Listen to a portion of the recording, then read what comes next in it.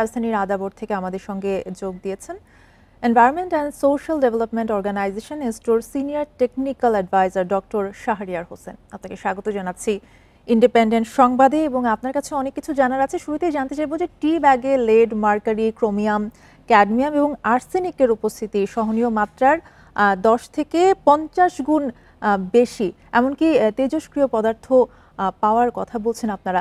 একটু বিস্তারিত জানাবেন কি বিষয়ে?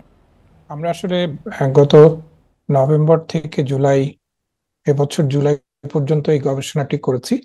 বিভিন্ন জনমত জরিপ করা হয়েছে এবং নমুনাগুলো কালেক্ট করে আমরা ব্যানটক্সিক, এটা ফিলিপিনের একটি রিসার্চ অর্গানাইজেশন, তাদের সঙ্গে আমরা যৌথভাবে এই ল্যাব অ্যানালাইসিস গুলো করেছি। তারা তাদের একটি টিম বাংলাদেশে এসেছিল। আমরা প্রথম পর্যায়ে এখানে টেস্ট করা হয়েছে, দ্বিতীয় পর্যায়ে তারা স্যাম্পল গুলো ফিলিপিনে নিয়ে গিয়ে আবার করেছে। অর্থাৎ দুইবার এটি অ্যানালাইসিস করা হয়েছে এবং আমরা যে 13টি নমুনা সংগ্রহ করেছি, 13টি নমুনা প্রত্যেকবারই কিন্তু 3বার করে টেস্ট করা হয়েছে, 3টা সেগমেন্টে টেস্ট করা হয়েছে। এবং এটা হচ্ছে যে আপনার ল্যাবের যে আন্তর্জাতিক মান রেখেই করা হয়েছে, আমরা এক্সআরএফ এর মাধ্যমে করেছি। এবং এটা আসলে আমাদের উদ্দেশ্য ছিল যে আমরা প্রথমে জানি যে এর মধ্যে প্লাস্টিক ব্যবহৃত হচ্ছে, অর্থাৎ টি ব্যাগে পলিপ্রোপাইলিন, পলি ইথালিন ব্যবহার করা হয়। অর্থাৎ বিভিন্ন গবেষণায় এসছে যে টি ব্যাগের ভিতরে মাইক্রোপ্লাস্টিক, ন্যানোপ্লাস্টিক ফাইবার রয়েছে। তো আমরা আসলে এই কাজটা প্রথমে ফোকাস ছিল তাই, কিন্তু পরবর্তীতে আমরা যখন টেস্ট করে দেখতে যাই তখন দেখলাম যে এখানে হেভি মেটালটা অনেক বেশি আছে।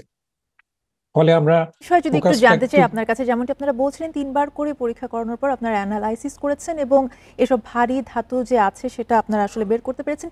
এই ভারী ধাতুগুলো আসলে শরীরের জন্য কতটা ক্ষতিকর?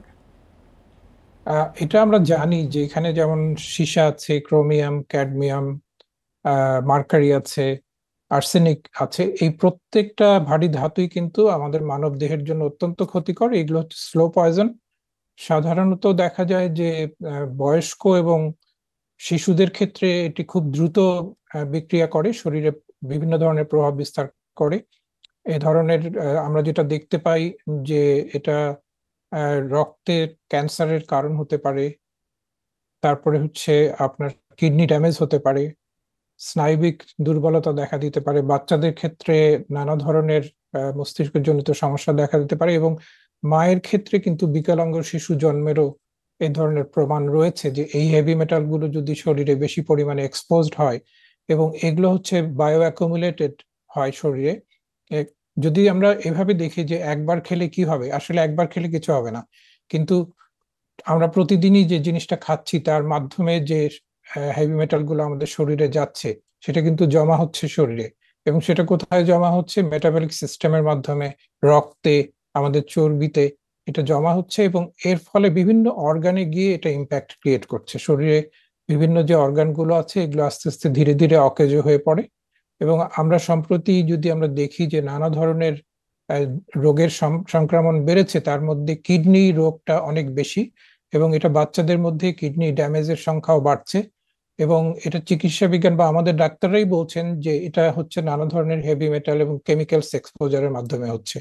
তো এটা স্বীকৃত, এটা সারা ওয়ার্ল্ডেই স্বীকৃত যে এই ধরনের হেভি মেটাল যদি আমাদের শরীরে গ্রহণ করতে থাকি আমরা, তাহলে এটা অবশ্যই ক্ষতিকর কারণ হবে। সেক্ষেত্রে তাহলে টি ব্যাগ ব্যবহারের বিকল্প কি? আমরা বলছি না যে টি ব্যাগ বন্ধ করে দিতে হবে, আমরা বলছি যে টি ব্যাগ যেই মেটেরিয়াল গুলো ব্যবহার করা হচ্ছে আসলে সেই মেটেরিয়াল গুলো থেকে এই হেভি মেটাল এসছে। তাহলে আমরা যদি সেই হেভি মেটাল টি ব্যাগের মেটেরিয়াল যখন আমরা নির্বাচন করব, এটা কাপড়ের হতে পারে, প্লাস্টিকের হতে পারে। যেহেতু প্লাস্টিকের ঝুঁকি বেশি, আমরা সাজেস্ট করছি যে প্লাস্টিক ব্যবহার না করা। এবং কাপড় যখন আমরা ব্যবহার করব বা কাগজ যখন ব্যবহার করব টি ব্যাগের ক্ষেত্রে, সেক্ষেত্রে আমাদের খুব সচেতন থাকতে হবে যে আগে ওই মেটেরিয়াল গুলো পরীক্ষা করে নিশ্চিত হতে হবে যে সেখানে কোনো হেভি মেটাল আছে কিনা। এটা কিন্তু সম্ভব, এটা পৃথিবীর বিভিন্ন দেশে এটা রয়েছে। হেভি মেটাল ফ্রি পেপার পাওয়া যাচ্ছে, কাপড় পাওয়া যাচ্ছে যেগুলোর টি ব্যাগে ব্যবহার করা হচ্ছে। তো এটা আমাদের দেশে কেন করছে না এটা আমরা জানি না, হয়তো যারা করছেন তারা হয়তো না জেনেই করছেন, এটাও হতে পারে। তার কারণ এগুলো ইম্পোর্টেড হয়, এগুলো বিভিন্ন বিদেশ থেকে আমদানি করা হয়, তারপরে আমাদের এখানে ব্যাগটি তৈরি করা হয়। আবার কেউ কেউ ব্যাগটি আমদানি করে থাকেন, ফলে আমদানিকারক বা যারা উৎপাদক তারা হয়তো এই বিষয়টি জানে না। আমাদের আসলে গবেষণার উদ্দেশ্য হচ্ছে এই বিষয়টি জানানো, সবাইকে এটা জানানো এবং সচেতন সবাই। করা। আপনাকে অসংখ্য ধন্যবাদ আমাদের সাথে যুক্ত হওয়ার জন্য।